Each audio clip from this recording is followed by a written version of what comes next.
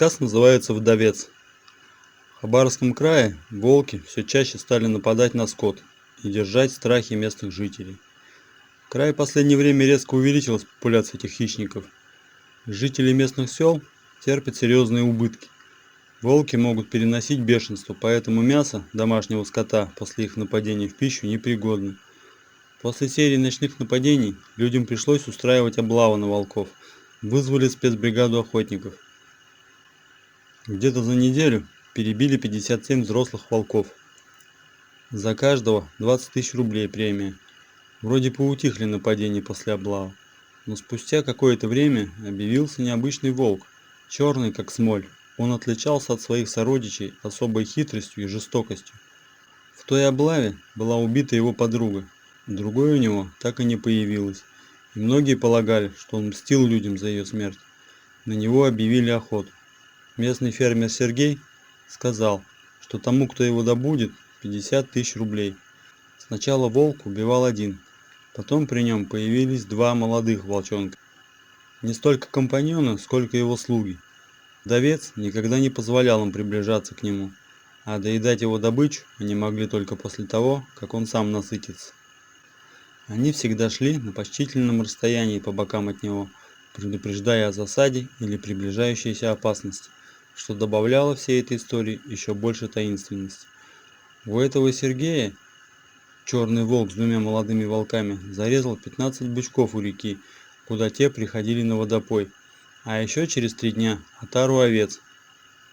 Ни одного барана не загрызли, только матки все крупные, и домой, когда пригнал, ни у одной матки не было детенышей. Это примерно 40 голов ягнят. Этот вдовец, так буду его называть в дальнейшем, был очень умен. Он видел любой хитроумно спрятанный капкан. Не знавшие промахов, бывалые охотники не раз брали его на мушку, но он все время уходил. Зачастую он только ранил коров, прокусывая им ноги, откусывал хвосты, нанося им ужасные увечья, иногда просто выедал языки. Казалось, он просто издевался над животными. Взялся за это дело местный охотник Кузьма Акаботов. Так вот, отправился он в путь. Взял с собой целый арсенал капканов. Но так как старый волк был известен своим умением их избегать, Кузьма в первую очередь полагался на свою винтовку. Как впоследствии выяснилось, ему пригодились и капкан, и винтовка, прежде чем он наконец достиг своей цели.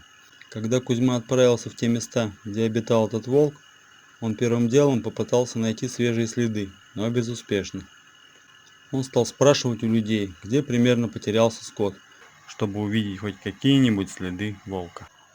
Вскоре Кузьма отправился в холмистую местность к западу от деревни и обнаружил, что следы волка находятся рядом со старыми пещерами в горах. Кузьма смазал свою обувь и чаги особым составом с запахом самки волка и начал расставлять капканы. Той ночью волк напал на его след и выказал значительное возбуждение, полагая, что в окрестностях появилась самка. Он прошел по следу до конца, но, видимо, что-то почувствовал и ушел в горы. Через 3 дня Кузьма впервые увидел этого волка мельком, но прицелиться не успел. Зато заметил, что он был весь черный.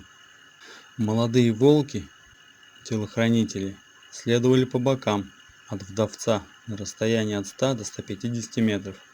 Молодые волки предупреждали его об опасности, пускались на утек, если что. Какое-то время Кузьма не трогал молодых волков в надежде, что получит возможность выстрелить в главаря, не спугнув его выстрелами. Наконец, поняв, что такой возможности не представится, если не убить молодых, Кузьма пристрелил их обоих, рассчитывая, что теперь сможет взять волка на мушку. В этом он глубоко заблуждался. Волк стал играть с ним в прятки. Убив очередную жертву, он проходил немного вперед, потом возвращался по следу на несколько десятков метров до какого-нибудь укрытия и наблюдал, как охотник продолжает идти по его следу. Хотя это обычные повадки для медведя. Я никогда не слышал, чтобы так поступал волк. Кузьма не сразу понял, что происходит. А один раз волк то ли перекатился по капкану, то ли прилег на один из них. В капкане остался огромный клок черной шерсти. А это испугало волка, что на какое-то время он покинул те места. Ничто не выдавало его присутствия в окрестностях деревень. 2 недели было тихо, но потом волк наверстал упущенное. Он убил несколько голов скота и изуродовал еще несколько. Кузьма обнаружил трупы, взял след и шел по свежим следам целый день, пока не оказался у входа в распадок, зная, что после обильной трапезы волку нужно поспать. Кузьма привязал лошадь и направился в распадок пешком. И тут показались двое несущихся во весь опор всадников, которые стали кричать Кузьме, что нашли задранного волком годовалого бычка. Кузьма знаками стал показывать им скрыться, но они не понимали, чего он хочет. И Кузьме пришлось вернуться, чтобы поговорить с ними. Так он упустил верный шанс застрелить своего противника. Вернувшись на след, он обнаружил место отдыха волка. Шум, поднятый всадниками, разбудил хищника. Он вернулся в распадок и ушел, пройдя совсем близко от охотника. Кузьма смог наконец добраться до волка. Вот как он сам об этом рассказывает. Утром вдовец наступил передней лапой в капкан, и ему перебила кость. Он пробежал вместе с капканом еще метров 100, и тут потаск, палка, привязанная к капкану, застряла между корнями деревьев. Но это его совсем не остановило.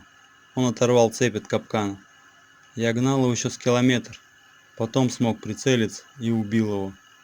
Этому волку так постоянно везло, и я боялся, чтобы винтовка не дала осечку или не заклинила затвор. Но для меня все закончилось благополучно. А черный волк, садист, получил по заслугам. Может, кому-то его и жаль по-своему, что у него убили его подругу, и не будет у них щенков никогда.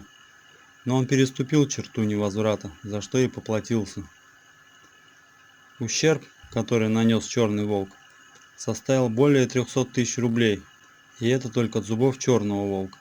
Фермер Сергей не обманул Кузьму, заплатил ему 50 тысяч рублей и поблагодарил. Говорит, теперь хоть вздохнем спокойно, только я не уверен, что это затишье надолго.